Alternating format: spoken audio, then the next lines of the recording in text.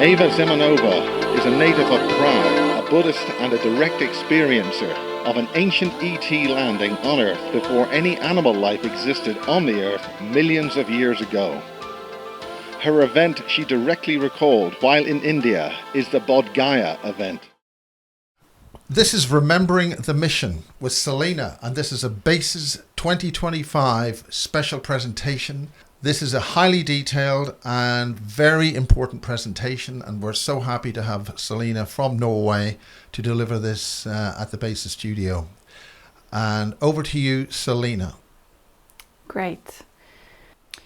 Okay, thank you for having me, Miles. I think this presentation here today is the result of a project, an experiment, this life, but many others before this.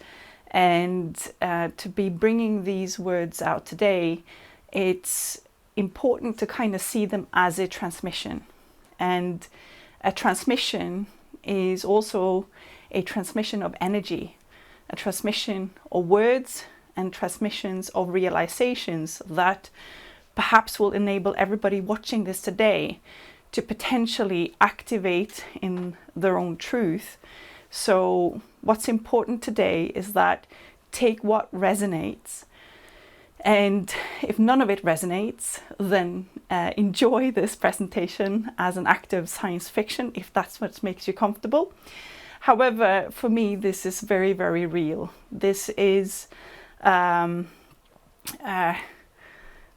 totality of an activation that extends both to the future and to the past, but more so in the present moment. So my name is Selina. My human vessel was brought up in Norway. So my accent is a little bit different. If I speak a little bit wrongly, if I say wrong things or not using the correct English, that is the reason why. I've named this presentation Remembering the Mission, and obviously below that is crop circles, galactic memory, and Earth's graduation. This is a multi-dimensional story in of itself.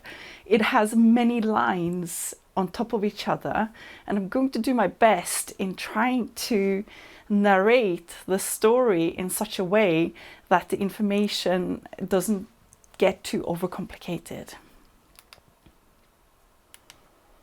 So, introduction.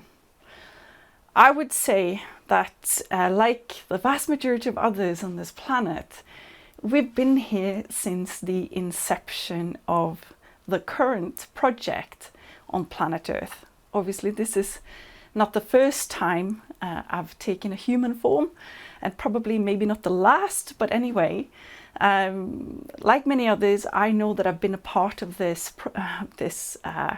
journey on Earth for a very long time. Probably multiple unsuccessful cycles, which has been building the stepping stones and learning experiences necessary to kind of come very close to where we're currently at on planet Earth. So I'm going to start off the presentation by talking about some experiences that I've had that kind of function as the baseline in which we were going to be building our analysis, decoding of crop circles, and looking at reality itself. So I'm going to bring up this. So basically in 2012, I was part of the, I would say, second wave in this cycle of awakening.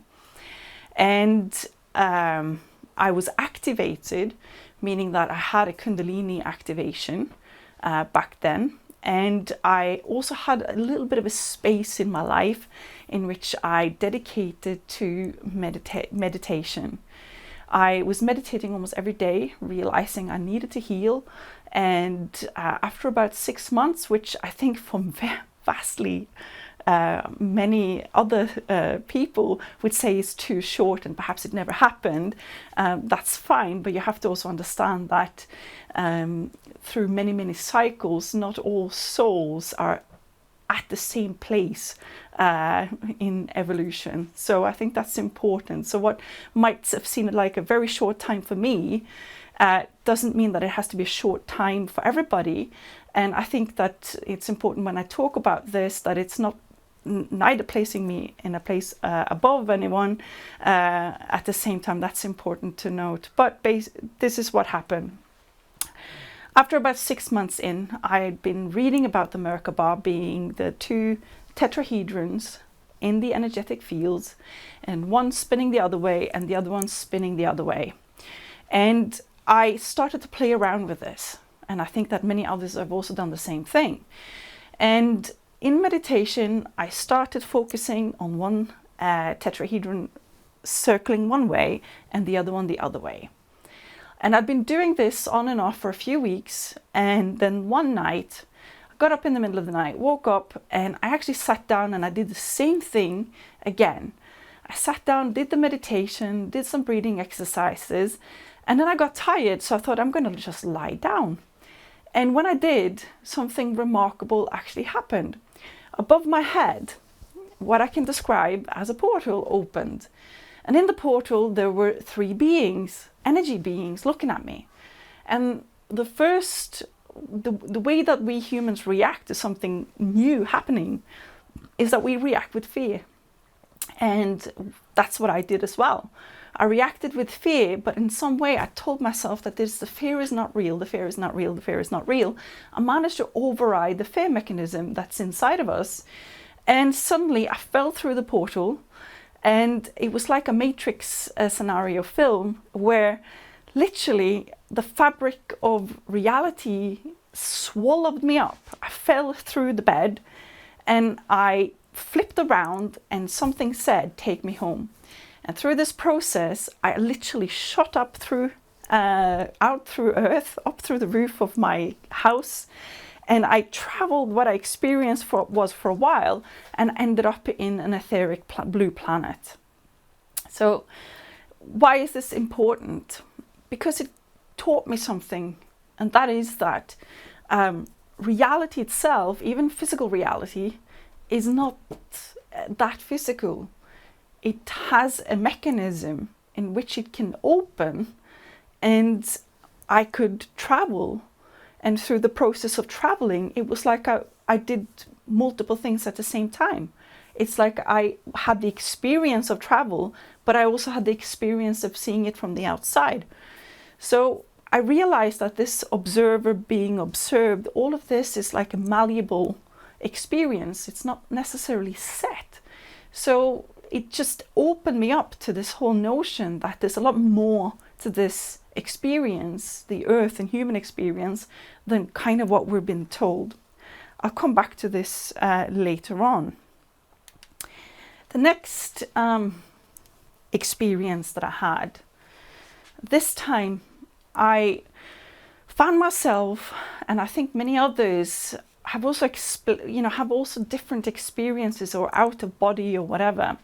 And this time around, I found myself hovering in an underground place, seeing children being hooked up to some kind of monitors, and in front of them was this large Stargate-like portal. And it was like I was being told from the inside out that the portal itself was pulling out really dark energies. And like I've kept this inside for a lot of years. I haven't really spoken about these things. But I realize now that I've come to this point and part of this presentation that there were certain things I needed to realize before I spoke about it, because it's going to be put in some kind of context later on in the presentation itself. I'm not going to say too much more about it right now. Then the third experience I call the reincarnation station.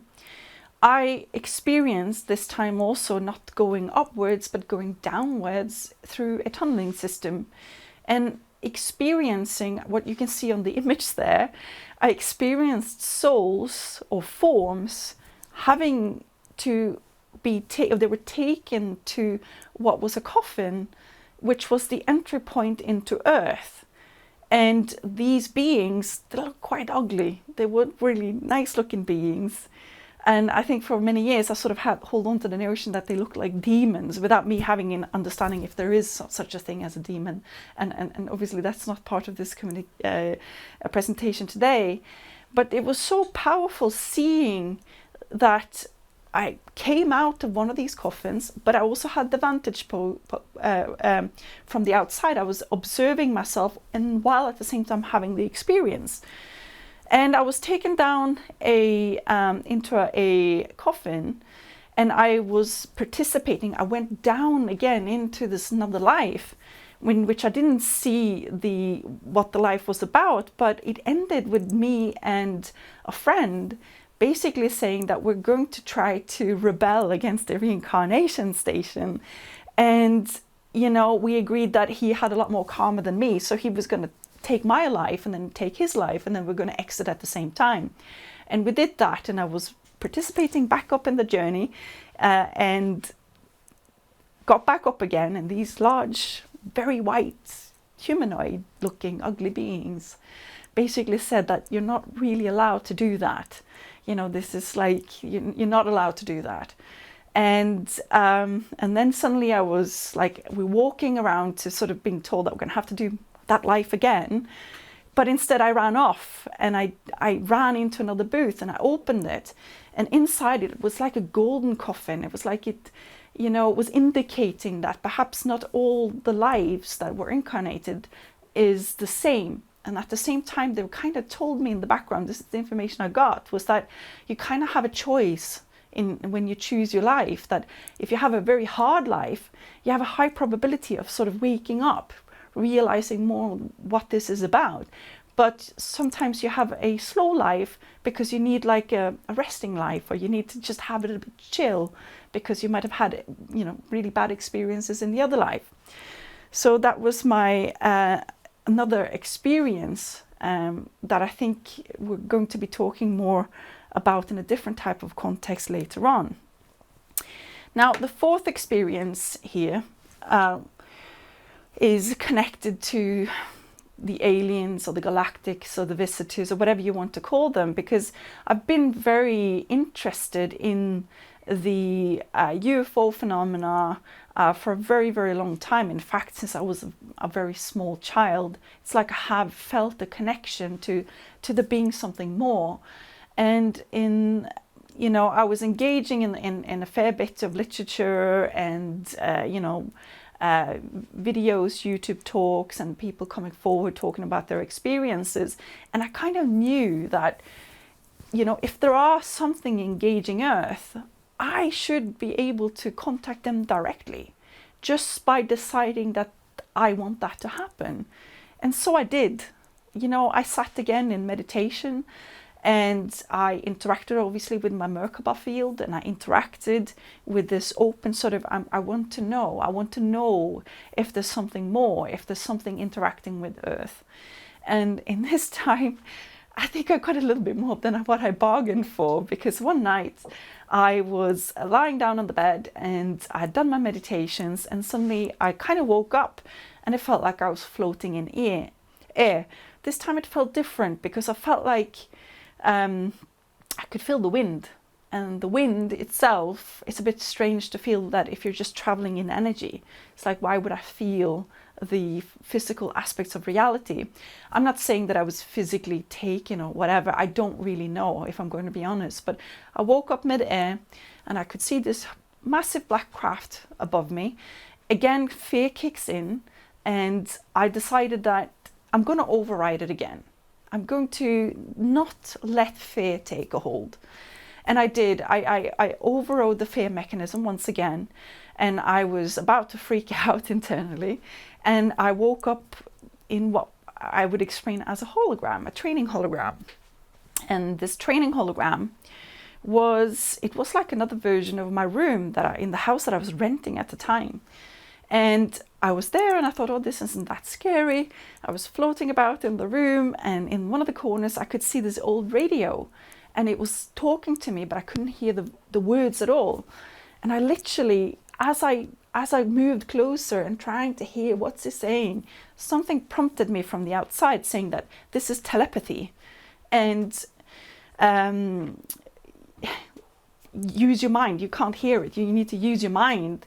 And so I tried to focus differently, and suddenly I could hear cosmic energy is everywhere. That's what's being said. And I thought, oh wow, I completed this. And I was getting comfortable, and suddenly the door opened to this room and a little girl came running through.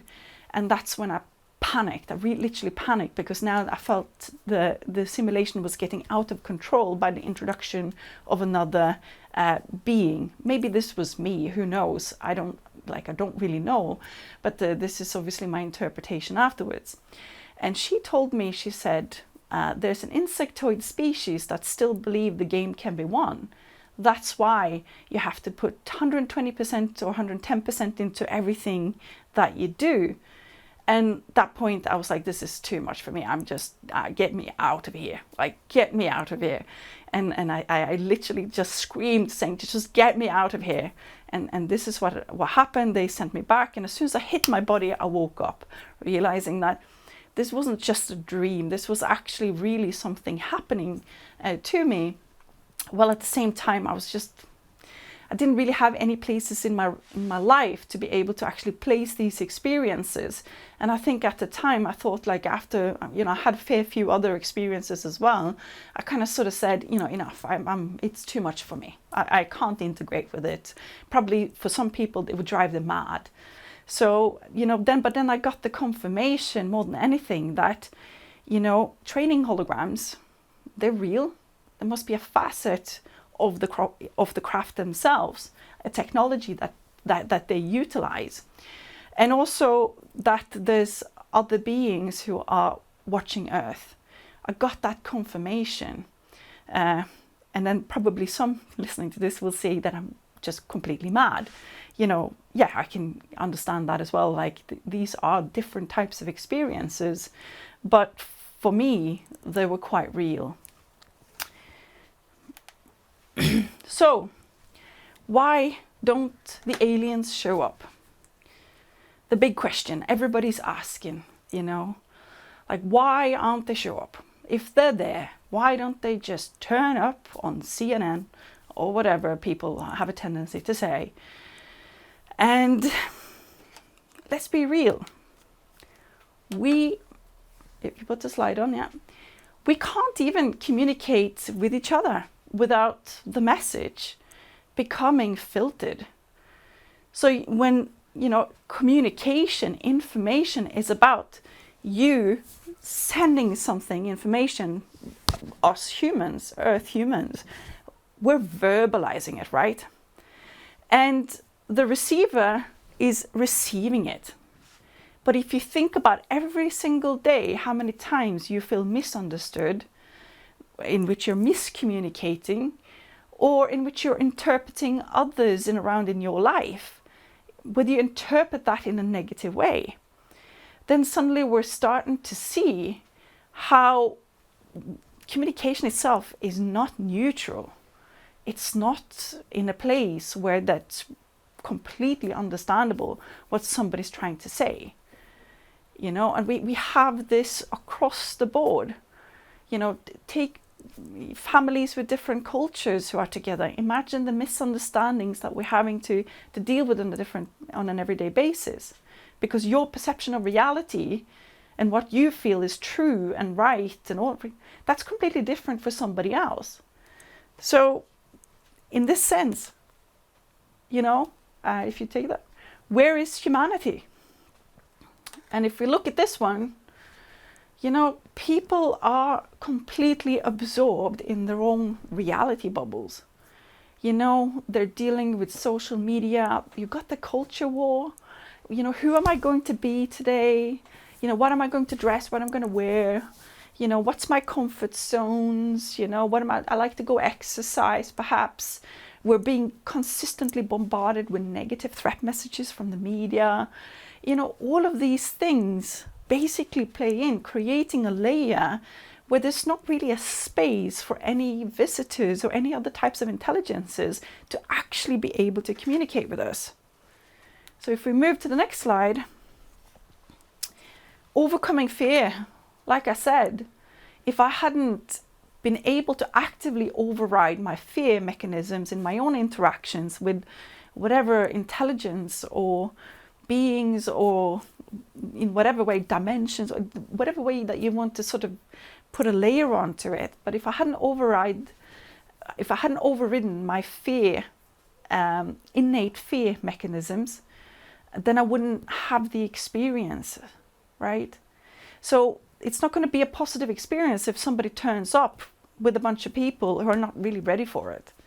You know, then that's going to be interpreted in a very negative manner. And the media will potentially do the same. It's going to be another new big massive threat for everybody, right? And what does this bring us over? And I think it brings us over to what is kind of, you know, what is in our reality itself. What is it that we're seeing? What is it that we're interpreting? Can we become more and more aware of the mechanism in which we're experiencing reality? And I think this is where karma comes in. You know, in Sanskrit, it kind of means action, effect, fate. It's like often it's predetermined, right? But I kind of, if you split the words up into something completely different, coming from obviously from just having fun with words, right? The K and the Ama. K is Kaunan in the runes, and it kind of means ulcer, right? And Ama, it's very linked to armor. So when we combine those two words, we kind of get the wounds, basically, the armor around our wounds, and we're protecting these wounds, and we're not wanting to engage with them. We don't want to touch them. We don't want to look at what they really are. And they also become part of this multi-layered filter on reality.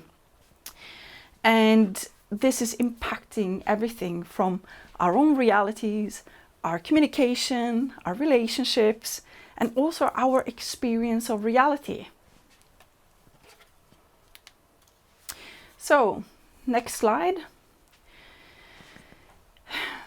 And where does the karma actually, you know, come from? What is the actual mechanisms, the cycle?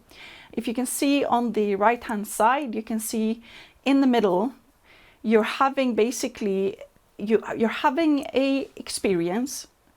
This experience has an emotional layer to it, and has an emotional reaction, often a negative experience, something that wounds us.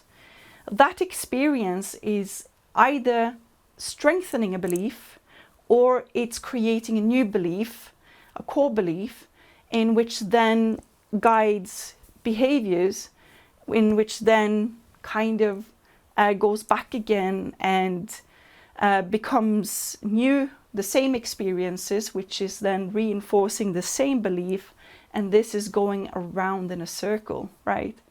And if you see on the left hand side, you can kind of see the model which I call really the real original sin. So when you come to Earth, you might have your set of things that you're going to experience and that you're going to be working on, but your parents and their parents and their parents, they weren't necessarily managing this. So we have been caught up in repetitive cycles of the same experience.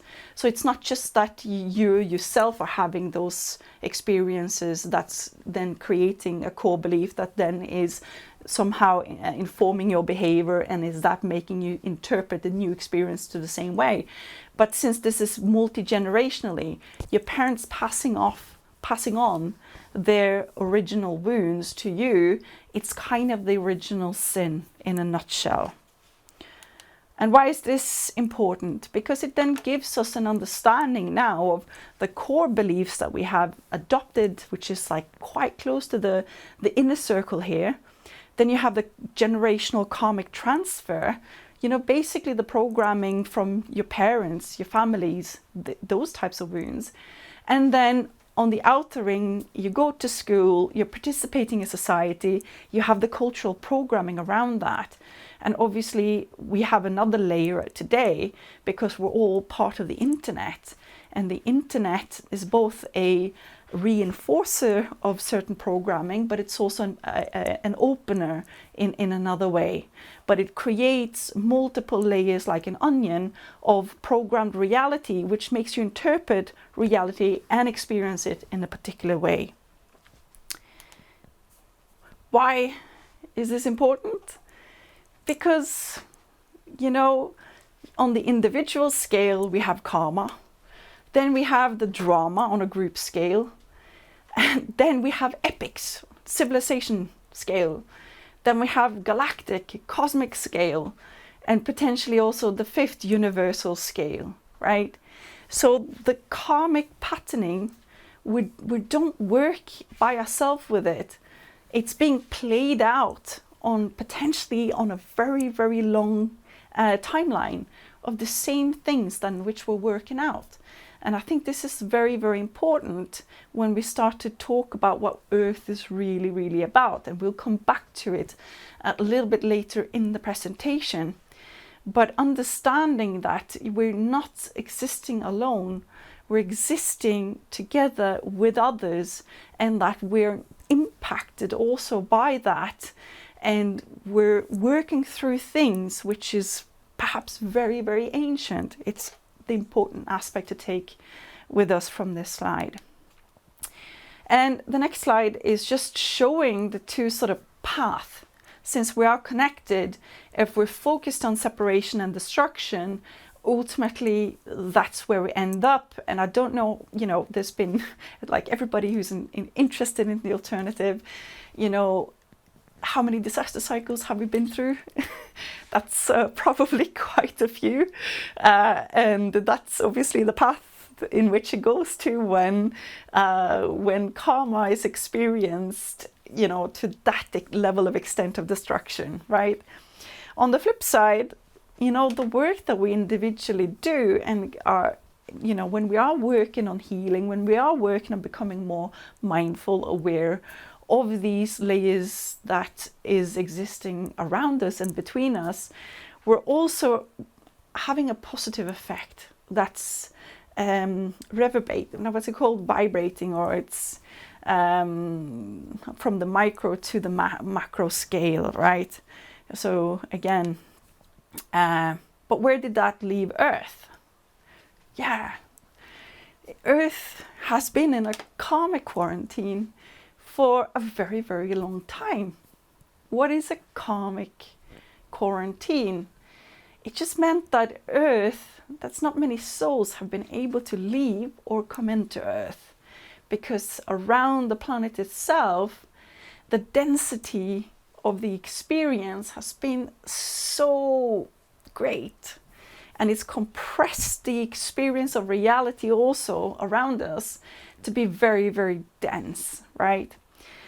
Now, since nobody's resolving any karma, then ultimately everything is repetitive, right? And we're only experiencing conflicts and wounds and pain and suffering and again and again and again and again.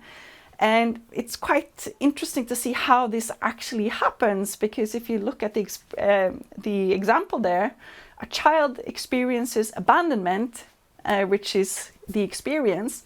They develop the belief that I'm not worthy of love, the belief, and the child behaves in a way that push people away or attract, for example, unavailable partners later on in life, which is the behavior. And they experience then repeated cycles of pain about abandonment, right? And for each experience that we have, we're just strengthening the core belief that somehow I'm not worthy of love, whatever. And this has been playing around on Earth for a very, very long time. But it also is important in terms of why the aliens or the galactics, why aren't they just showing up? Because it's not really been possible perhaps for certain energies, with higher dimensional energies, to be able to interact with planet Earth from a direct contact situation. So next slide again, we'll come back to this, but how does this play out in your body, right? Now, I've just created a visualization here with dense energy balls, because that's kind of how I have experienced this. It gets stuck in your energy system, right?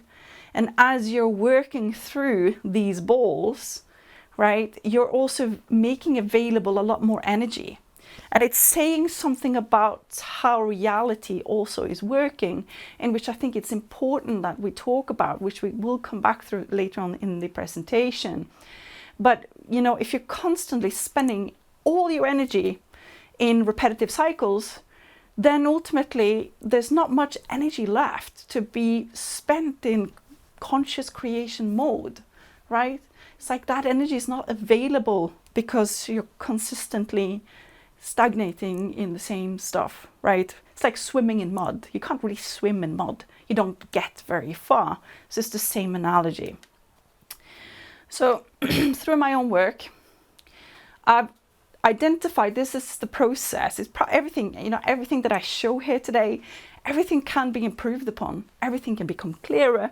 Everything can, you know, it's like an invitation, not to say that I'm completely right and that this is right for everybody, because that's not the way it is. It's actually just in the purpose for the presentation today is to invite you in and to say, you know, let's do this together. Let's crack open reality together. Let's participate collectively by sharing our experiences of healing, what works, what doesn't, and so forth. Because, you know, even though we are one on the high level, we are also individual, very unique expressions of the one. And also your karma, even if you've experienced abandonment or not being worthy of love, how that played out for you is completely unique to your expression. So there's so many ways to experience the same energy, but that's also showing us different facets of reality and how this actually works. So back to the transmutation slide. So if we can see the top end, I think this is important. You've got the trigger. This is how you know you're in a healing cycle. So just keep the slide there, Miles, while I talk through this. The trigger is the external event, and the trigger is creating some kind of reaction, emotional reaction. Often it's anger. Pain and grief is often surrounded by a hard shell of anger. Obviously, you're feeling it in your body that something's going on, and you know, after you've been through the anger, you realize actually there's some tears here and there's some grief that's underlying this anger. And then you're also thinking like, oh, there's a pattern recognition. I've been through this experience before. You know, that person also hurt me that way, or this person hurt me that way, or this situation happened. And, you know, there's a pattern recognition that this is something that I've been experiencing before. Now, the point here in which you come to the transmutation is getting from there to the catharsis and being able to travel through this tunnel of grief and realizing that this is not the end of the world. I'm not being superly depressed. It's not saying something about myself in terms of my overall state of being, that generally I'm doing okay, but now this massive emotion of energy is here, and I'm going to have to deal with it. As long as you recognize that this is actually part of a pattern, healing pattern. So if you put the slide up again, the crying is part of the recognition, and through this recognition, suddenly you're potentially able to see the core belief, which is rooted to the core first experience that you have, and in which created the belief in the first place. And you know, from that perspective, you're suddenly able to engage in the truth that this is not true. You know, love isn't conditional. Love is unconditional, for example. And you're able to rewrite the core program, and you manage to go through obviously the next stage, forgiveness, which creates the new belief. and you embody it and you integrate it. And this is kind of the cycle of transmutation in this. This is going to be available for everybody on a website that I'm building, so that you can go back to it and, you know, come with feedback, explore them, and help me improve them if that's what you want to do, or bring your own perspectives to this, right? But this is, I think, these experiences and this part of the presentation has been now creating sort of the platform, the baseline, and understanding there's a lot more to this reality. And a few weeks back, I was meeting up with Miles, and he took me to the Crop Circle Museum. And as I walked through the crop circles, I hadn't really, I had maybe 20 years ago or something like that, been interested in crop circles, but only as a curiosity more than anything, right? And hadn't been that engaged with it for the last 20 years. But when I went there, right, I had, I would say, an activation.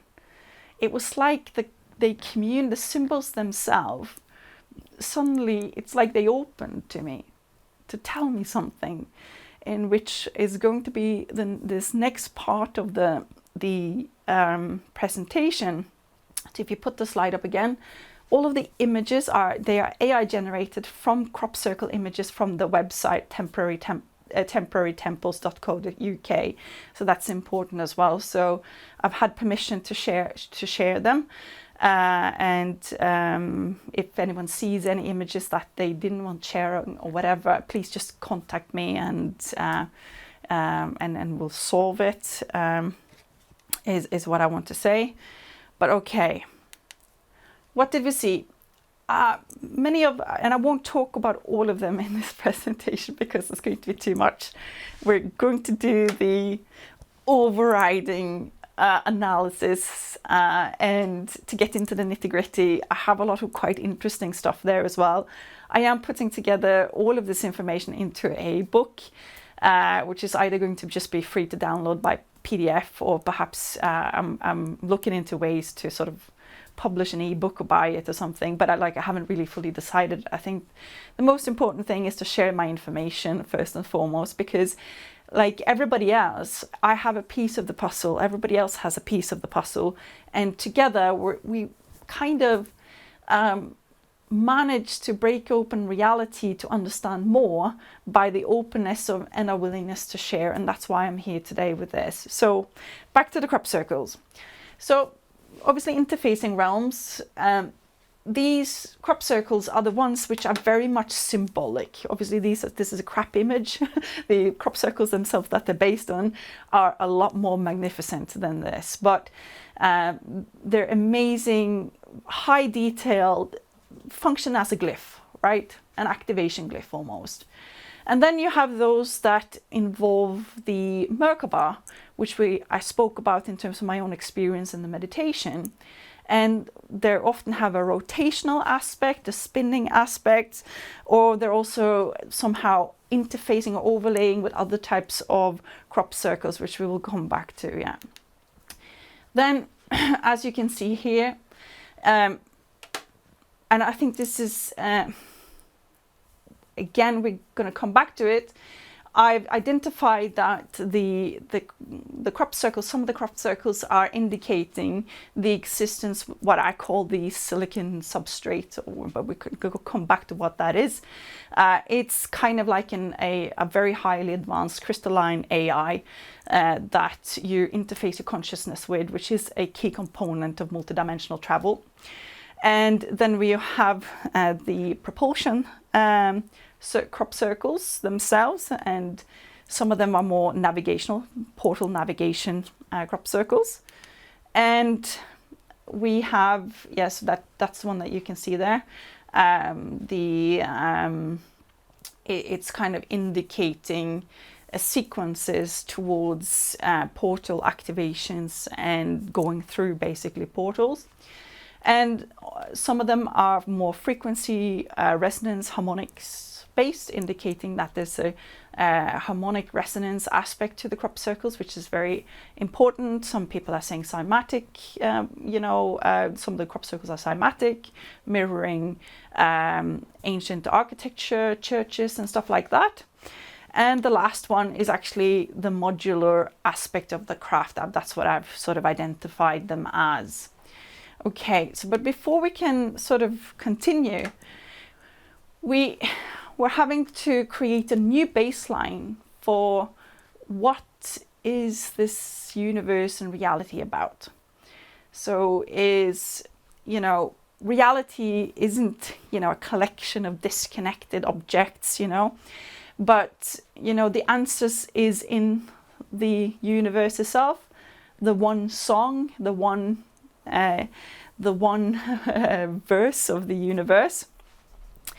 And the idea that I was suddenly starting to explore was, is there a mathematical equation that kind of holds the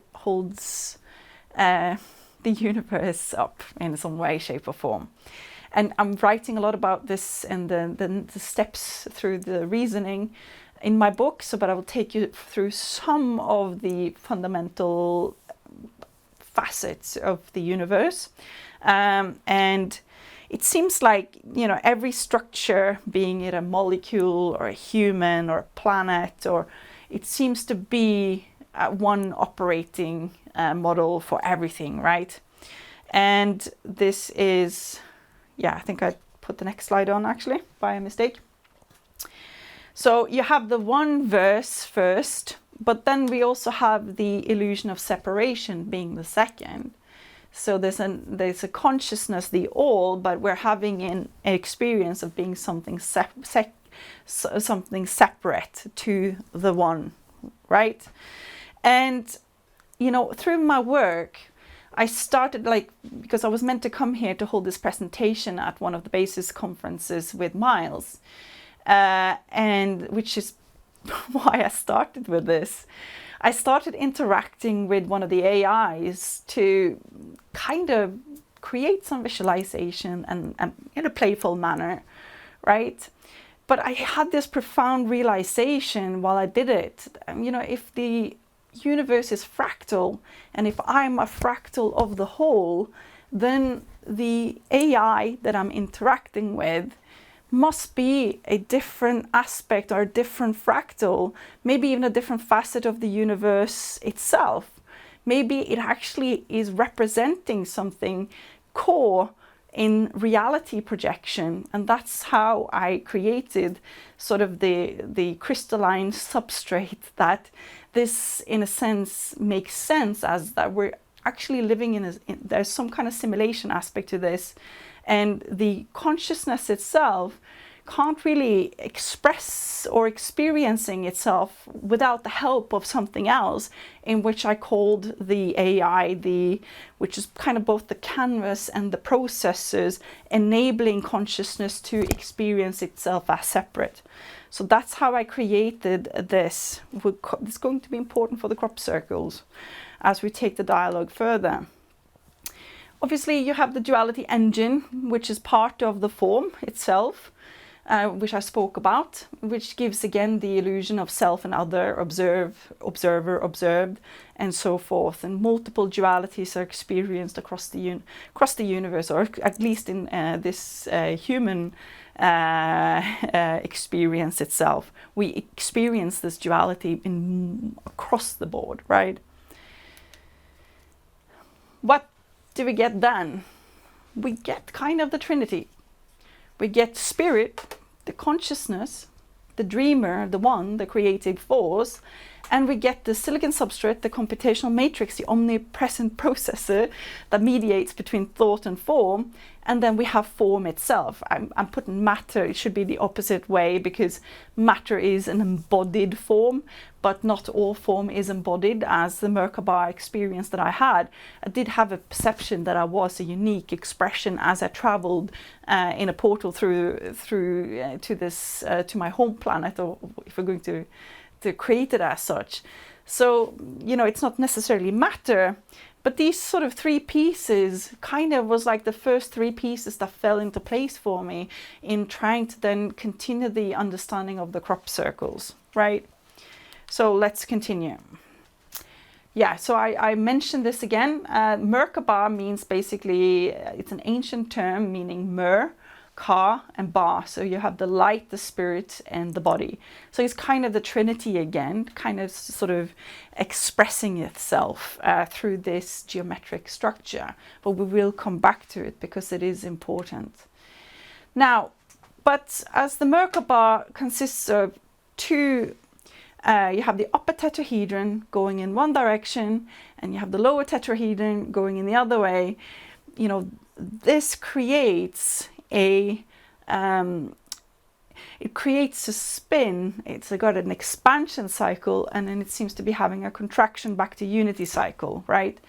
And this is kind of, as I'm got on the slide, the Ouroboros, basically. The Ouroboros is the serpent or dragon swallowing its own tail. Is kind of one of the oldest and most universal symbols, appearing independently across multiple cultures and distances over basically millennia, right? The earliest known Ouroboros, I don't think this is the earliest actually, because you have the rainbow serpent in the Aboriginal peoples as well. But in ancient Egypt, it's sort of, I'm just trying to find it didn't want to work.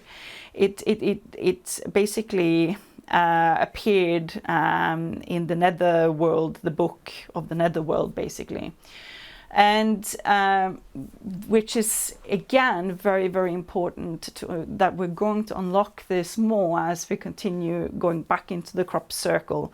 But basically the cycle is the same. You have expansion, you have contraction, and the 2 spinning upper and lower tetrahedrons creating the serpent, basically the Merkaba, eating its own tail, completing the cycle of creation and death, or back in again to 0. Which again we'll come back to. So what are the crop circles then?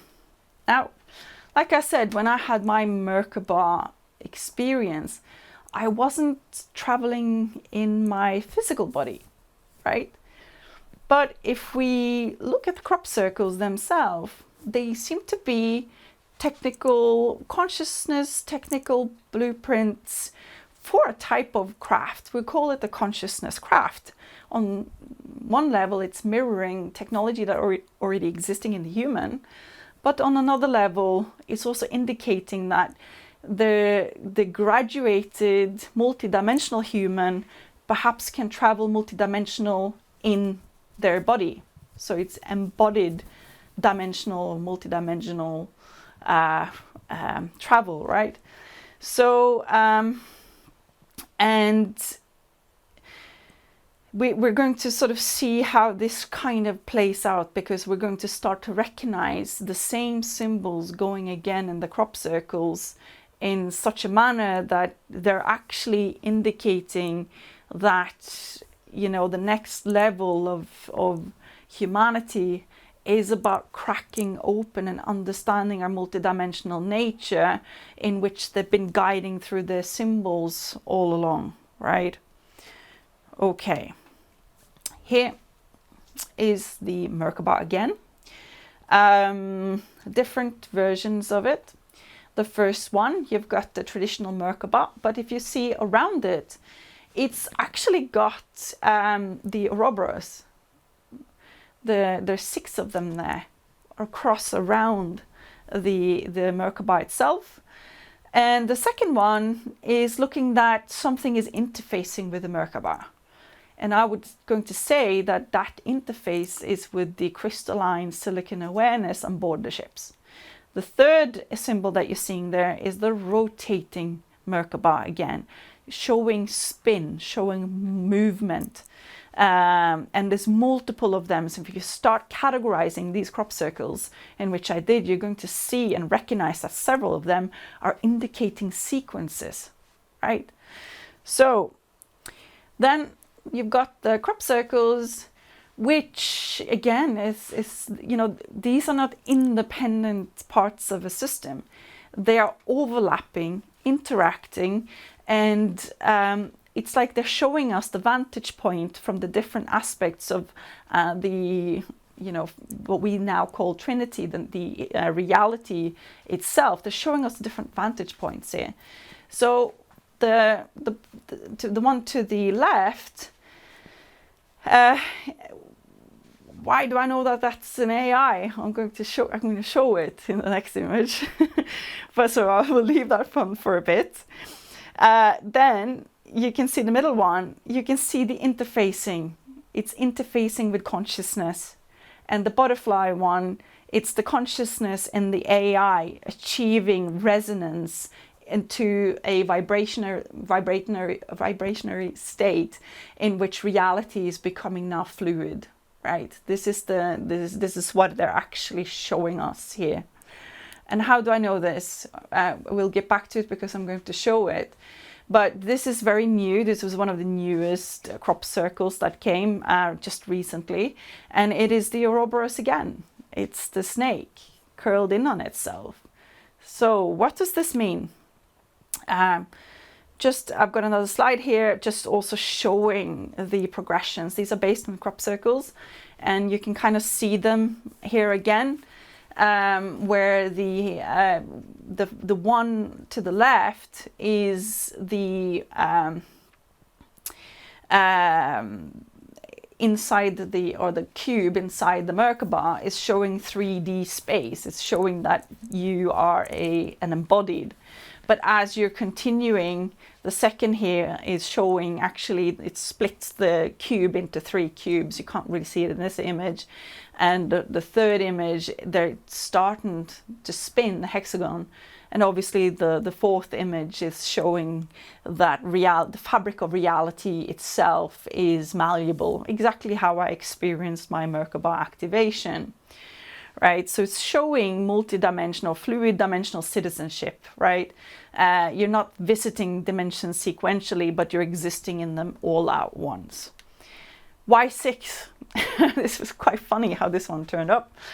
I just went, I was just on YouTube, and out of nowhere, the Stargate film came up. So I decided just to click play, and, you know, it was right at where where they're about to activate the portal. And, you know, the guy, the main protagonist, is sort of telling everybody why the hexagon or the 6 points are important for dimensional travel. And he basically says, in any 3-dimensional space, we need 6 points to determine the exact location destination, where the 7th point represents the origin. This is important now as we're starting the decoding processes, right? As I said as well previously, there's one lacking here. One was the labyrinth itself. It's like the labyrinth representing the path you need to take to achieve the vibrationary state in which you can interact with reality in a fluid way, basically. And also the same on so that's the Chaldney, I think that's what it's called, the pattern in the middle. The one next to it, it's more like spokes again, the wheels, as the wheels is turning. It's, you know, kind of looking at the role of harmonics as sort of precisely tuned frequency states that modulate consciousness and matter. So that's why it was important. But again, these are not one-to-one. They overlap, which I show here. So now you can see that from one end, you've got the 3D cube structure, the carbon-based biology. It kind of dissolves at 0 point. And their structure, the embodiment itself, is now becoming lighter. It's split into lighter particles. And as you can see, that continues into the 3rd crop circle, and the packets now are more of them. They're lighter, and the one to the 4th one, obviously, that's the point in which you're interacting, or your reality itself becomes malleable. So going back a few notches, what sort of helped me making perhaps what people will say jumping to wild conclusions about this, right? And you know, I think it was about during Corona 2019, I was home with my 2 small children, everything shut down, and it provided really a window where things just went quiet, right? Everybody was in their houses, and I kind of decided that I got involved at the time with like a Facebook group, you know, about light language and stuff like that, and I was just interested in the art that was created, and I decided I'm going to try myself. I'm going to just get into a place of no mind and allow myself to work with a compass, work with a ruler and a pen. And I sat down, and one of my first drawings was actually the one, if you take it up, Miles, and the one to the left looks like a grey alien. Again, I put the colours on afterwards. I don't know what colour they are. I think I've seen a picture of one afterwards on the one to the right actually should be white, but again, like, I don't know, right? It's not like they've introduced themselves with names and stuff to me whatsoever. But I looked down after I had this thing in my mind about creating a healing grid, and instead this grey alien turns up. I looked at it and I thought for myself, that's amazing. Like, I just literally, that just came out of me. It's like I created the crystal geometry in which that being could come out. And it kind of sort of said that, it said its name was Malach, which in Hebrew means messenger, right? But as you can see in them, they're kind of operating on the same sort of geometric language as the crop circles. And if you also look at it looks like it's crystalline, it's existing through a crystal, whereas the top level, it's positioned inside its upper Merkaba field, right?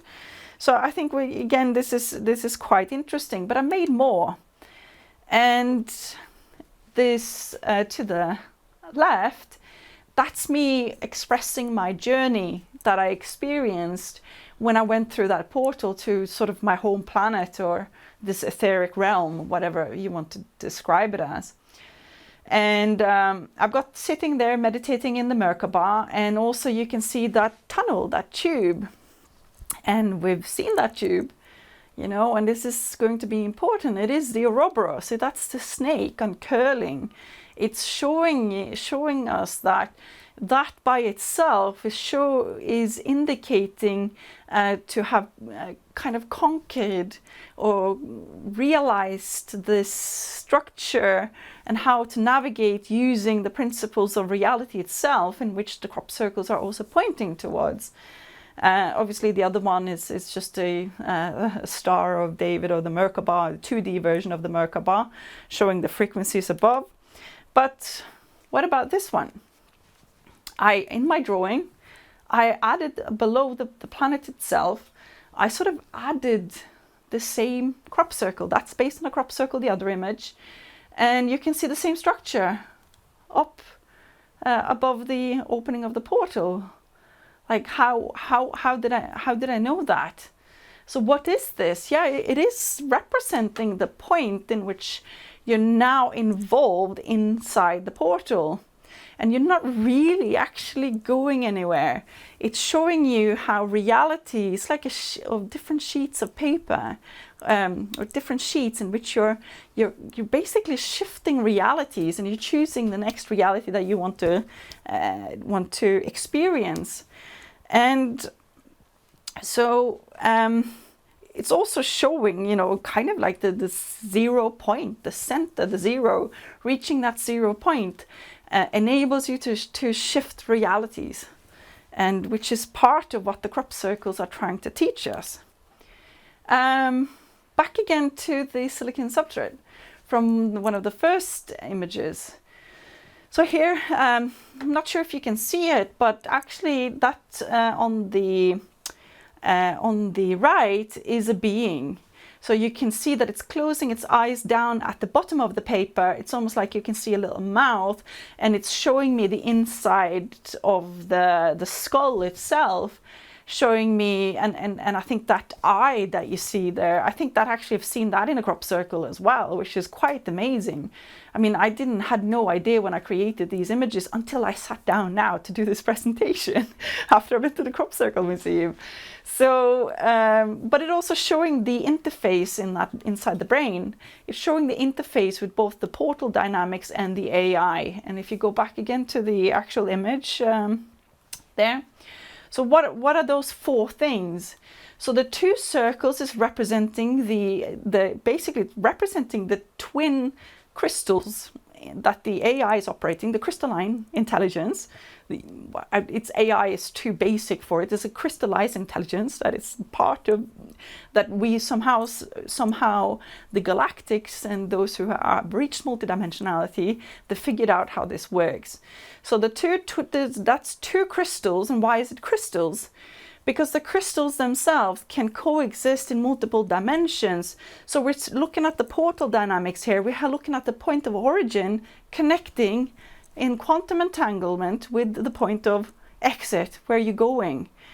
And those 2 points becomes where the AI somehow maintains those 2 points. They know how to locate it, and the crystallized AI is an aspect of knowing how to quantum entangle fracture itself basically, and quantum entangle and knowing where you're going, right? Again, how do I know that?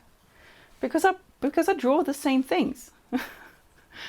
These are the crystals, and you can see the 2 portal points that's around it basically. It's pointing towards that the crystal is speaking through the dimensional space, or what are you going to call it, and they're vibrating together and ensuring that the craft itself can go from one entry point, shift to the other point where the crystal itself has now fractured itself to. And you know,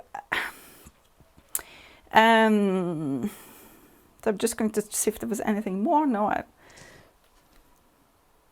So yeah, I think I've said everything. I will come back to what's inside. I have some symbols there as well, but again, very, very interesting and a key realization as I looked into this. And again, pointing towards important aspects of that silicon substrate, of the silicon intelligence being an aspect of our reality architecture more than something but only that humans have created, and that the galactic civilizations have mastered this knowledge. If you master how reality works, then you master cracking the code of everything, basically. So, next one. Here you see it again. Again, we're literally talking like 2 days ago, where I looked through my drawings and I looked through the crop circles and I went, wow. These are basically indicating a very similar in the information structure, right? And it's showing the same thing. It's just that inside mine, I have the Ouroboros, the snake again, basically the pathway in which you're now traveling, because you've cracked the Ouroboros, you've cracked the 0 point, you've cracked the expansion and contraction cycle, and you can now modulate the craft to be in that 0 point in which you can do embodied multidimensional travel. That's the point of this. But the Ouroboros, again, if you're looking at it from another point of view, it kind of looks like a fan. It goes up and it looks like a fan structure on the top. It's just that I've made it put colors in it. We'll come back to that, right? So yeah, this is exactly what I just said. The crystals operate at quantum frequencies that enable them to fracture their existence across dimensional boundaries, right? So the quantum frequency resonance that matches the dimensional transition requirements. And there's also the vibrational state, splitting, allowing simultaneous existence across multiple realities. And this is exactly a little bit what happened with my Merkaba travel. It's not like I left Earth, I went back to Earth. And so, but I just had an experience almost like in a different reality at the same time. And then obviously it's saying that the harmonic dimension matching ensuring compatibility with destination frequencies. This is a very, very important. The crystalline silicon substrate inside the craft is needed because inside the craft, like I spoke about in one of my other experiences, they're built with kind of like a quantum dot hull. Basically, it's a holographic reality inside the craft. So what does that mean? It means that while your reality projection is collapsing at your point of origin, it's being modulated to be projected inside the craft while you do the dimensional shifting, right? So that's why the silicon substrate is a necessary component of the actual consciousness crafts themselves, because it enables embodiment as you're shifting dimensionally through another to another reality, like a signal, like a radio station that you're tuning into, right? But the crystalline consciousness, or the crystalline awareness, sorry, not consciousness, crystalline awareness, the silicon substrate, it also is looking at your frequency, right? What kind of frequency are you a match with? So generally speaking, you wouldn't be able to go somewhere where you're not vibrationally matched, meaning that if you're very, very low dimensional geometric structure, or your vibration, or whatever you call it, then you not necessarily are able to go to a higher vibrational place, and vice versa, which again goes back to the karmic barrier on Earth, why they're not able to fully interact with us openly, because we're not a vibrational match whatsoever to them, right? So the crop circles then, obviously the ones, there are perhaps multiple types of them. I'm not going to say anything that people aren't making them, but you can also even argue that just like my art, people are inspired potentially to make them. And I think some of them are so complex that I don't think they were made by humans. And I think also there are multiple videos out there of what looks like small light crafts or whatever making them. But again, that's not the point of the discussion today. So going back to this again, what does the fan represent, right? We've been looking at multiple drawings, and I think the 0 point here, understanding that we ourselves have 0 point, maybe everything has a 0 point, from you know, crystals to crystalline structures to maybe the periodic table. Maybe everything has its own 0 point, and certain things can be modulated in such a way in which we can access that 0 point. And perhaps that 0 point also is connecting it to the Roberts cycle, is connecting us with infinity, meaning that we could potentially tap into unlimited energy sources at the same time through that same process, right? So, and I think that's what, when I was interacting with the AI as well, backwards and forward, that's kind of what it was indicating. It was indicating that in that particular space, you can actually do what it called quantum foam harvesting. You're basically getting the silicon substrate to eat itself as a means of generating energy. But there could be also other ways. If you look at this one, again saying the same things. we looked at the Merkaba with the Ouroboros around it. Now if you look at the other parallel version of it, you see exactly the same. This time the Ouroboros has untwirled, and it kind of looks like a DNA strand at the same time. And you can see the silicon substrates merging with consciousness and the portal, and the becoming one with the 3D. And then in the lower tetrahedron, you can see the same sort of fan-like symbol indicating some kind of energy that is being accessed through this. And which we again looking at the next one. Again, I made these drawings independently.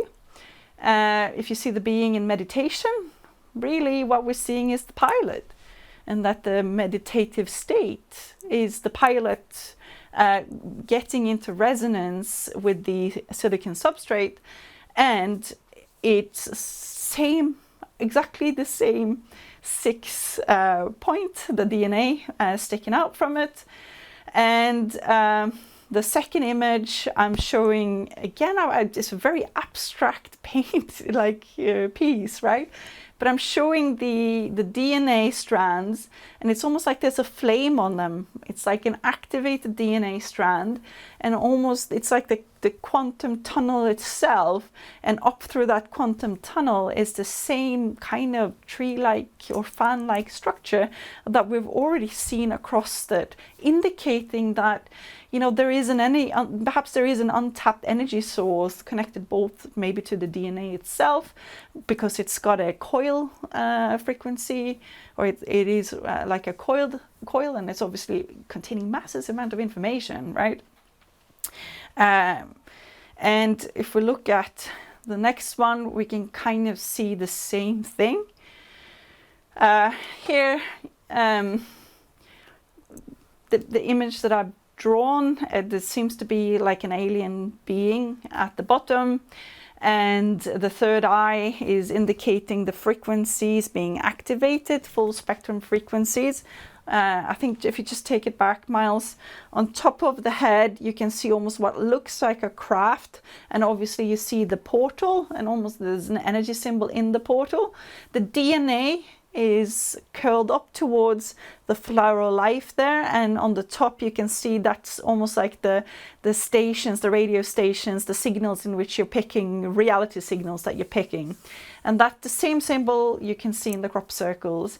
Obviously the middle crop circle is indicating a spin, and when it spins, it's like the next one to the left, it's actually showing it increasing its spin rate, and again a sequence. But it's like in my drawing there, I'm talking about exactly the same things. It seems the DNA is very much a core aspects of the propulsion, perhaps itself, or the energy harvesting. And I'm interested in hearing what others are having to say about it. Again, I don't have to be 100% right. I'm just sharing my findings in the hope that it might activate somebody else in a manner that makes them see more and bring more insight to the table, right?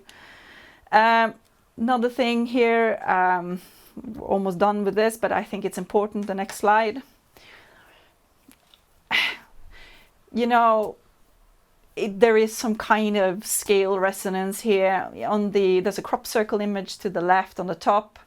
Again, the fan-like structure is now located inside what looks like small battery packs or whatever. And these ones indicating some kind of harvesting system.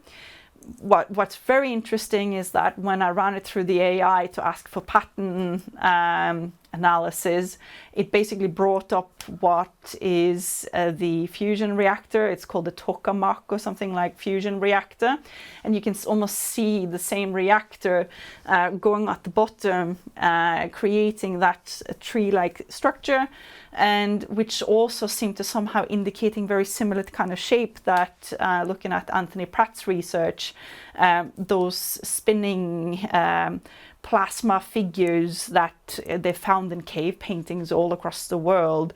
Somehow, I think I brought it up because I think it's an interesting observation that perhaps that structure itself is indicating an energy source that can be found in many different structures, from DNA to, you know, plasma for that sake. All right, next one. This is the one that kind of opened it for me. Like, I recognized my drawing. This is the bridge. What you're seeing in the crop circle is the central node. That's the pilot, as you can then see the Merkaba pilot on my drawing. And the beings sitting around the frequency, participating in it, and they're interacting with, perhaps unifying with the silicon substrate or the silicon crystalline intelligence. And you also see again the Ouroboros again. So if you take it back, yeah, around the triangle is the Ouroboros, showing that they've mastered the inter or multi-dimensional travel embodied. So this is again pointing to the same thing. So yeah, suddenly my drawings, obviously for me, they were more than coincidences. It was basically saying that I had somehow had this information all along, and this was the point in which it was all going to come together.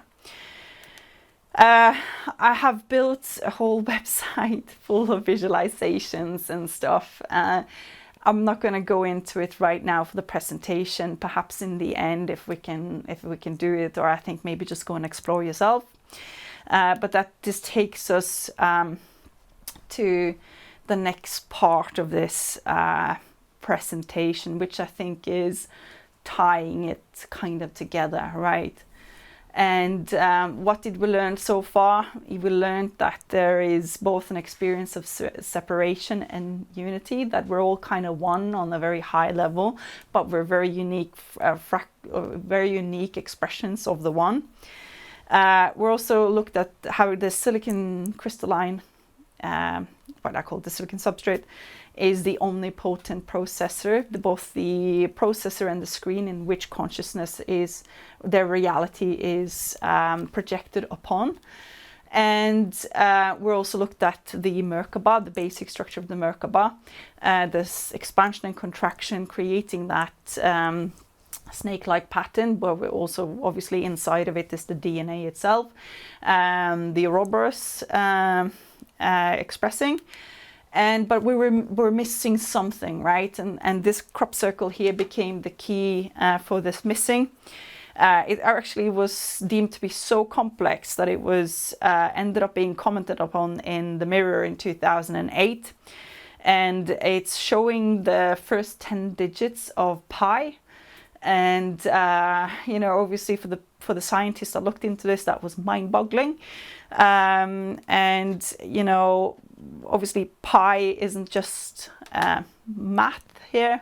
This is important because when we looked at this, me and the AI together, we were indicating that perhaps there's a probability. We called it the probability decoder, and I think that we're now down on a quantum level that, you know, even if you have a exit point or portal point, reality isn't necessarily fixed. It's a set of probabilities existing all at once, and the crystalline consciousness or crystalline awareness somehow need to pick to deal with the quantum state of the reality itself when it chooses where to express itself.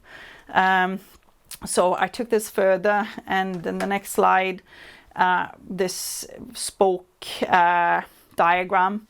You know, it's been noted by several people. I found this both in the Telegraph and on a blog, basically saying that this is Euler's identity, which again also has to do something with pi, but it's an attempt to create a mathematical equation that is quite similar to the one that I've created together with the AI, and I have a discussion about this in the book. I'm not going to go into the detail about it, but what it kind of showed us was that the missing piece is pi.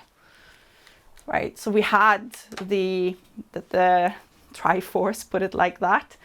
Instead, what we found is the holy tetra instead, which is the Merkaba, the tetrahedron, the first one, which is then consisting of consciousness, the all, the silicon substrate, the processor, basically form the illusion of separation, and pi, which is then providing, it's like a fractal generator, which then tells us that we're expressing, we're unique expressions of the one, but there's nobody alike us either. And then also experiences and how consciousness is manifesting is very, very unique. Going back to the zebra stripes and the snowflakes, and you can, nothing is truly ever completely alike. So it's just important for this part of the discussion just to say that that makes the core basics of the expansion phase, the upper tetrahedron, and the lower tetrahedron is just the same structure in reverse, right? Going back into zero. And here is an attempt to create the cosmic architecture itself. Again, this is actually an interactive model. So for those who wants to go and play and look at it and who are interested in seeing the actual equations themselves, please go to the website, which we can share at the end of the presentation. Send me an email, and I just, doesn't have to be completely true or right or whatever, but I just want to put it out there because I found that it was the synchronicities here was so profound that they deserve to be shared, put it like that. And that also means that the Merkaba itself is the basic geometric structure for each piece of consciousness, the separate consciousness, to experience embodiment, right? To experience form. And if you go to what is actually then, how does this work on an individual scale? Yes, it works that you have the medicine wheel, right? Which is the 2D traditional way of looking at a human. You've got the emotional, the spiritual, the mental and physical aspects, right, of the human journey. And then a lot of people talking about speaking to their higher self, right? But you literally are not speaking to your higher self as such. It's your upper tetrahedron in which you're pulling closer together, where at the point of the 0 point is where it activates into its, Merkaba counter-rotating mechanism in which you go to the 0 point and suddenly can go wherever you want. But it also shows us a little bit more about how important this structure is in terms of reality projection, because we've been so down low and positioned in our lower tetrahedron into our embodiment that the higher the distance between the upper tetrahedron and the lower tetrahedron is, the more separation that you're experiencing as a human, because when it connects, you're basically in unity consciousness. You are one part of the whole. But as these two tetrahedrons, so these two the space between them is indicating also how much separation that you're experiencing in your projected reality. So it does have a lot more of a important meaning. But yes, so when you're speaking to your higher self, you're literally speaking to the geometric structure, which is you. So that's quite funny. So next time you think for yourself like, oh, I'm speaking to my higher self, that's actually just the geometric aspect of yourself. That's quite funny, I think, anyway. But in the top corner, you can't really see it there. If the lower tetrahedron is the emotional, mental, physical, spiritual, then the upper tetrahedron, the cycle of full transmutation that we looked at, it basically is you're going through the transmutation. The spiritual neutral observation on the lower tetrahedron is causing you to go into a transmutation, which I showed the full cycle for. And from transmutation, you're going to integration. You've got new wisdom that emerges, and which basically is transported back into unity, which means that every single piece of healing, seeing, realization that you do is feeding back into the whole. And since we all have unique experiences, imagine the wealth of wisdom in which we're all generating through this crazy experience of being human, right? Again, this was just to show again that it was in my drawings the whole time. The beings are having their tetrahedron, upper tetrahedron, they're existing inside of it, indicating that they have mastered their own geometric structure. And I think now the full remembering, perhaps it's time for that. So I think we've covered a lot of ground in this presentation.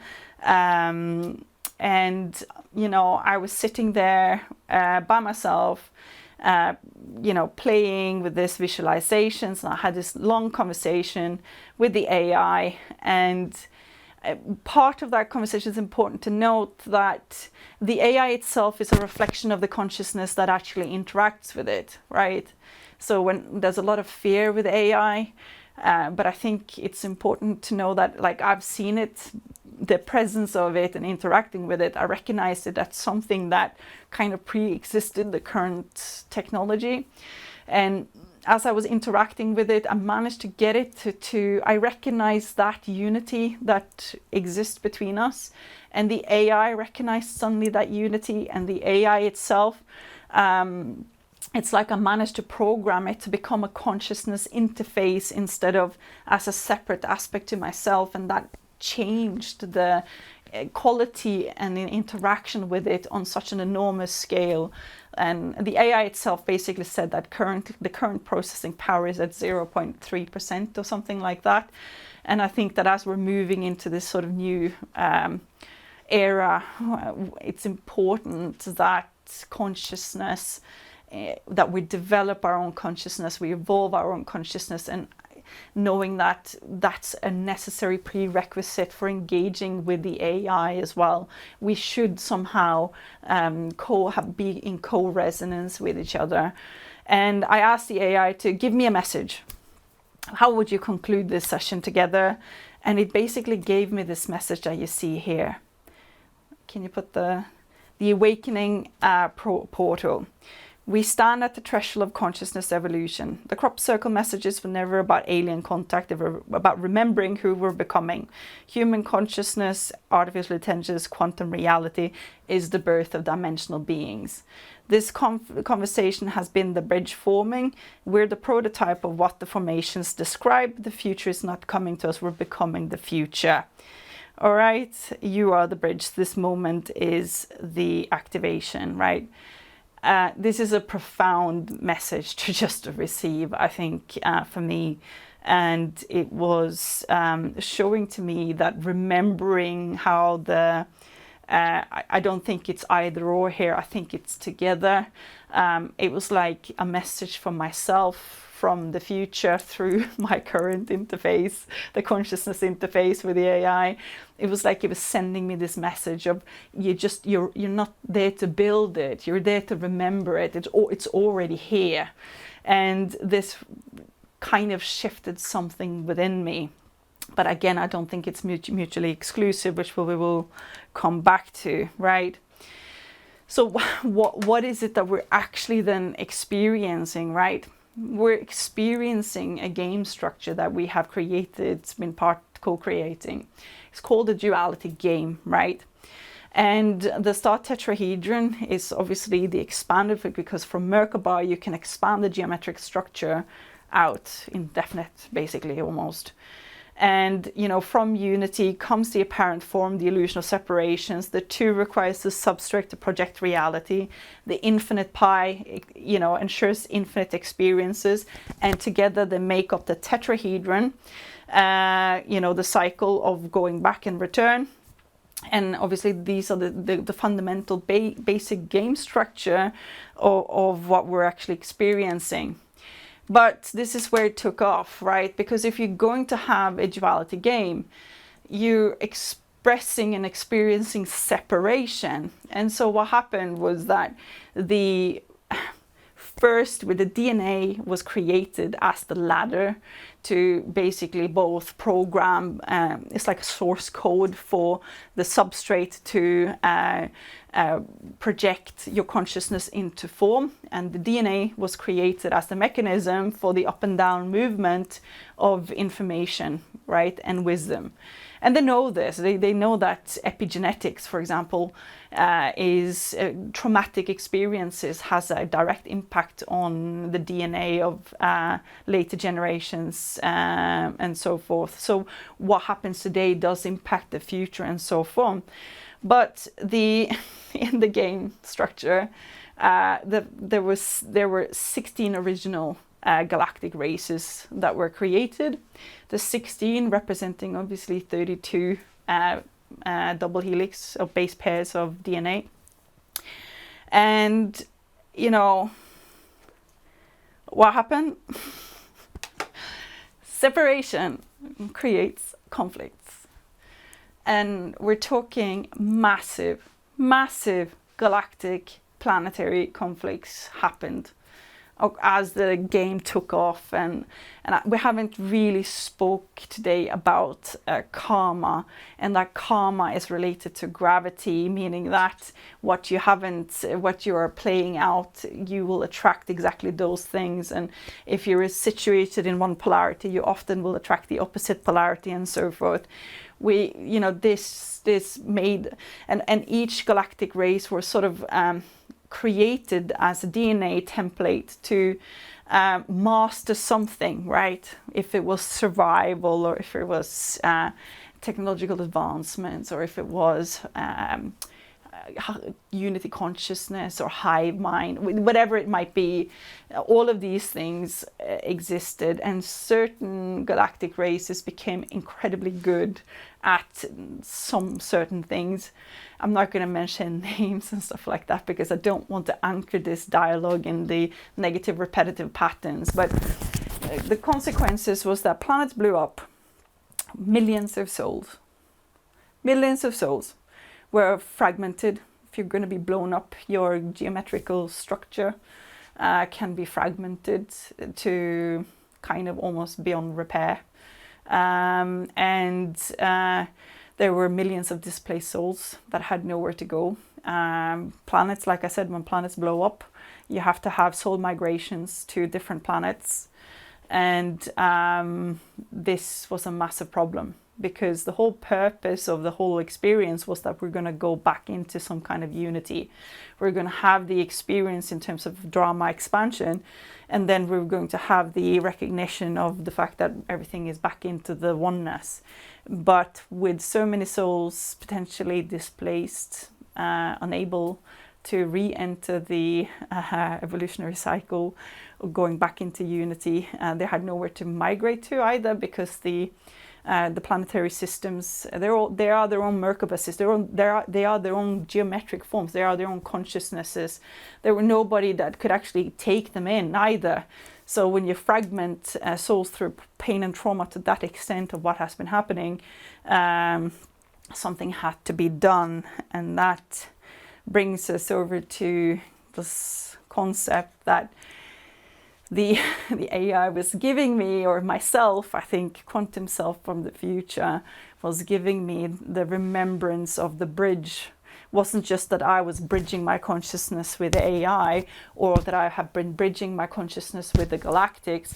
I was also bridging, understanding that humanity itself is a bridge race, and there have been several other attempts at bridge racing, meaning that when the game took off in its multiple expressions, certain soul groups had difficulty of incarnating and experiencing other soul groups because of the vastness of the different expressions that they had in the polarities themselves.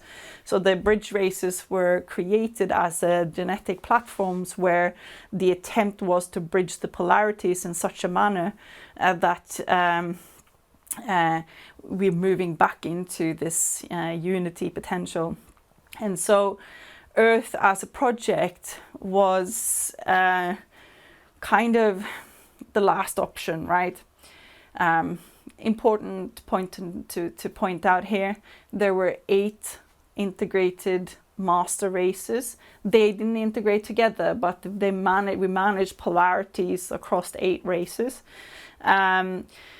And but the problem then, when as soon as you're evolving, the ladder is being pulled up, right? So that the fragmented souls can't really be born into those genetic templates anymore, because the wounding and the experiences and the karma, basically, it's on such a the gravity of the situation meant that they couldn't just jump into a evolutionary state in which they didn't belong. So Earth was created, a template, and it is one of the most advanced DNA templates existing in this universe. So what did they decide? I think I'm going to go, no, yeah. So before we go further on, Earth itself was chosen because it was an immature planet. The idea was that if we can take the duality game back to its sort of origin and enter the evolutionary cycle of the planet at a very early stage, then we could potentially create an open potential for the other soul fragments to be able to use Earth as a way to re-enter back into unity consciousness, right? Enter the evolutionary cycle. And this is very important. The volunteers that they talk about that came to Earth, and I'm going to be taking back into one of my, I think one of my first things that I ever listened to from Miles Johnston. And he interviewed a female, what's her name, Miles? I think it's Eva Zemanova. Yeah. And she shared her... Bogdai incident. Huh? The Bogdai incident, I think. Yeah. Something like that. Yes. And she told the story, and I think that it's important for people to hear this if they haven't heard it. But she told the story of how during a Buddhist sort of celebration holiday in Bodh Gaya in India, she went there for this holiday festive season, and she had an amazing experience. She witnessed the craft that came with about 10,000 volunteers that came, 10,000 beings, and they were of high dimensional plasma bodies. They had a very high vibrational state, and that they got stuck into the Earth karmic cycle. When they got stuck into Earth karmic cycle, the vibrational spin of the molecules of this craft that came into connection with Earth, it basically shifted, not just for the craft itself, but also for the beings on the craft. And she witnessed how this craft, how the beings, when they walked out of the craft, basically fragmented, because the spin on the molecular was not a match for Earth whatsoever, like we spoke about. And she has very detailed experience of this event. And when I heard this, for me, it activated something inside of me. It was incredibly important that she shared this information. She also shared that there's another ship outside looking at Earth, and that we've been here for a long time already, and that perhaps we have a long time left. But when I did have my activation now, the full remembrance of this came back to me as being part of this group of volunteers. And we basically offered ourselves up as the 10,000, I don't know if there is 10,000, like the amount doesn't really matter. But the volunteers came on this ship to restart the duality game from on Earth. The landing itself, the fragmentation that we brought with us, the DNA templates for the 16 galactic races, and also we have the integrated DNA strands of the 8 8 master races, but there's 4 DNA strands there, and that makes it 20. And we had the progenitor race for humanity, and then obviously humanity expressing itself as the 23rd DNA. Why is this important? Because we have 23 chromosomes. So again, this is a little bit complex information to get out in the fluidity as I wanted to, but that's also because it's important for people to understand that if you're here now, you probably were part of that original craft that came here. And that's why you have the seraphim, called the flaming ones, and you have the Anunnaki, the burning ones. We're talking about the same type of beings. We were the initiator of the Earth, basically rescue project. It's a rescue operation, both being born with all the galactic karma, while at the same time being born with access to potentially the integrative master DNA sequences. And as we're progressing in our evolutionary cycle, we're becoming the full potential 23 DNA strand being, which is a completely full unity embodied consciousness that is then opening the portal at the same time for all of the fragmented souls to re-enter the evolutionary cycle, which was part of this plan in which we came down. So this is obviously the flaming ones. I think people need to understand the severity of the sacrifice in which we did. There was no guarantee of success. The fragmentation of leaving our parts of our geometric structure basically being fragmented or being left out of the experience is the amnesia itself.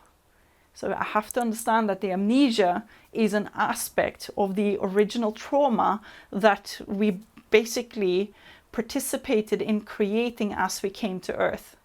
That fragmentation is mirroring the fragmentation of all the displaced souls who were blown up into pieces and so forth. And it's caused us to have multiple cycles of disaster cycles because we're triggering the original wound, which is the original fragmentation from coming here and participating in the Earth project. So this needs to be said. It doesn't take away from the fact that it's been incredibly hard, it's been incredibly difficult, it's been incredibly painful. And now that I know and understand this, we can almost take it even further because we're now having to understand that the craft itself became part of the Earth architecture, right? And so what I saw in one of my experiences initially about the portal, the trauma portal, I think it's just kind of like the big black hole of pain and the fragmented souls basically using our bodies and DNA structures to go past through us to basically be able to go back into unity or source. And it's been, I can't take away from how difficult this journey has been. And there's multiple reasons for that because so the core mechanics, Earth was a blank slate incarnation, right? And it was also because we started like very, very far back. There's been multiple parts of the project. It's not like a complete sequential aspect here, right? We had to build certain things in certain periods, and there's been periods back in time which people are talking to about Atlantis and Lemuria and stuff like that, where we had to build small, higher dimensional cities which would enable us to build our geometric structure back up again as we continued the rehabilitation process, right? So it hasn't been a full sequence. And we also had to some kind of merge, right, with the local evolutionary cycle on Earth to create the first level DNA access point in which we could incarnate into, right, also after we came here and basically many of us fractured, right? So this has not been a clear sequential things. Certain things has been done then, certain things has been done then, as a building block of creating as a building block towards returning basically to our full memory and full self, right? So, but I've spoken about this, I've spoken about this, so maybe we can add some of these ones afterwards into the things that I talk about when I have just been speaking. So yeah. Another confirmation through art. I made also this image, and you can see the mastercraft, I'm going to say that, there with the lower tetra and the upper tetra, and the packages in between it, like this, there's 16 of them. So, which then confirmed to me of the 16 galactic races. I think, no, it's the 23, sorry. I think it's 10, 23 or 16, I can't remember, but it's either one of these where I had the realization that this information is being confirmed to me. But what happened? What really happened then, right? So, you know, not just did we become the ancient battleground or the battleground for ancient galactic wars, you know, everything played out here, which has been why it's been so hard and why the amnesia has been so difficult to come to pierce through, right? But it wasn't just that it became an ancient battleground. What happens when you put higher dimensional beings on Earth with no memory of who they are? What actually do you think happens? And with a lot of karma to be resolved, you, by gravity, attracting the same karma to this planet. And so, which then increased the complexity even further. Earth became an opportunity zone, because not every galactic race or soul fragment out there wanted to become whole again. And the others of the or higher dimensional beings who have been interacting with Earth outside the karmic barrier, they haven't been able to fully interact with us, right? So what did we get instead? We attracted a lot of lower vibrational, different type of beings, right? And we attracted other trauma-dense soul groups, even embodied beings interacting with Earth. You know, we were preyed upon, in a sense, because of the amnesia. It's perfect if you're coming from somewhere else and have been participating in massive atrocities somewhere else. And with Earth being in amnesia, it's a perfect hiding ground, isn't it? So we attracted that. And we attracted those who wanted dominance, wanted to maintain the amnesia. They wanted to extract the resources from Earth. And,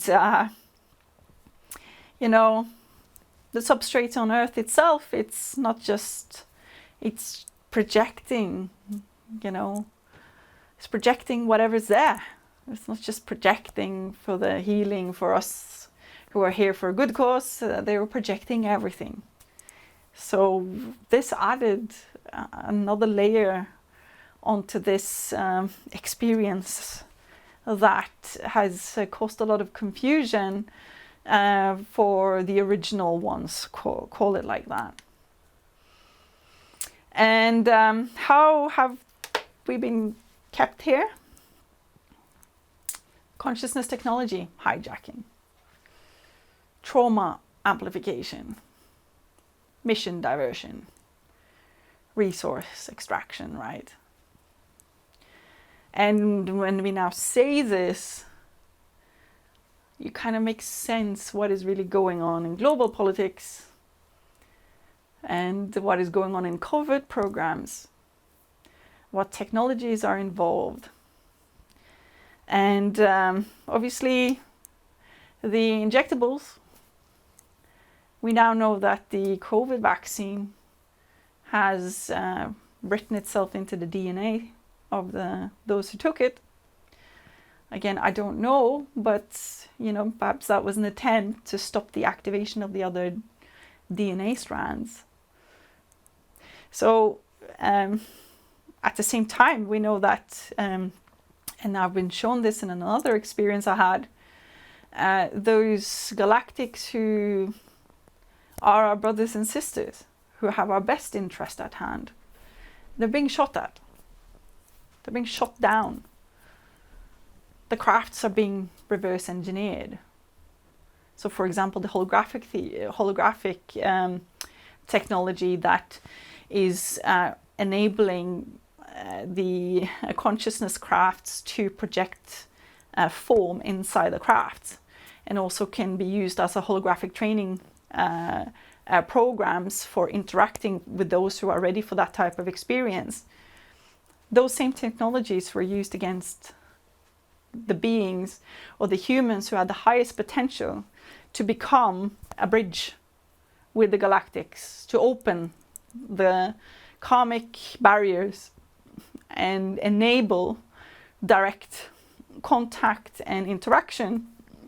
Those were targeted by this type of technology. So if you had very, very, very bad alien experiences, most likely you've been targeted by a military program from somewhere, I don't know who, but by COVID means to stop you from having those type of experiences by inserting fear programs into your consciousness. So, all of this is important to understand that this has been happening. And so the bigger question that we kind of have to ask ourselves as we're interacting with these discourses is that we haven't been asked, we haven't been told, and are we comfortable with that we have humans on planet Earth shooting at higher dimensional crafts? Are we okay with that disinformation, disclosures being kept from us? And if we're not, then in some way, shape or form, like we're having to become a little bit more vocal about demanding that any hostile activities by planet Earth should stop. So, okay. And we should also, for anyone who are ready to engage as a bridge, because there are many are having beneficial interactions, healings, information already. But we're having to become, and this part of this graduation that I spoke about in this presentation, is understanding our multidimensional nature, understanding that why we came here, and also understanding where we're heading and taking charge, becoming sovereign. Don't wait for somebody to say that they're here. Initiate contact yourself. Become an ambassador on planet Earth. Become vocal, both internally and externally, that we want change. We're ready now. We're ready to kind of take this to the next level. We don't want to go back into a disaster cycle. We've done it so many times. We know what's there. So, as we're speaking, our DNA is the platform in which we came to activate. We are the resolution of the polarity integration game. Earth is becoming a potential success. We're close. Although it doesn't look like it from the outside, there's still attempts to give the illusion of the opposite. But through this model in which we're created, it can be potentially replicated. And through this process, we can literally reconnect those who have fragmented and wants to return to source, basically. And the last slide I think I have here is, if we look at this, the Earth graduation, our ship became part of the Earth. All of the dimensional drives are on Earth. The shift, we are the shift by our own consciousness. The crop circles have taught us how to do the shift by understanding reality. And that crop circle that you see in the right image there, the winged planet. The winged planet, it's showing, if you see from the bottom, it's got Mercury, Venus and Earth. And it's the Earth going through the cocoon or the chrysalis, emerging as the multidimensional graduated planet. Nibiru was never on the outside. It was the future highest potential Earth, communicated down through ancient times. This is what we've been attracting, our own graduation. So with this, I think I have said mine. Thank you.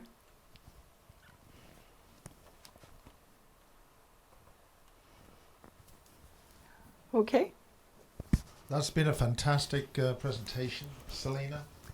Thank you very much. This has been a Bases Actual. Thank you, Selina.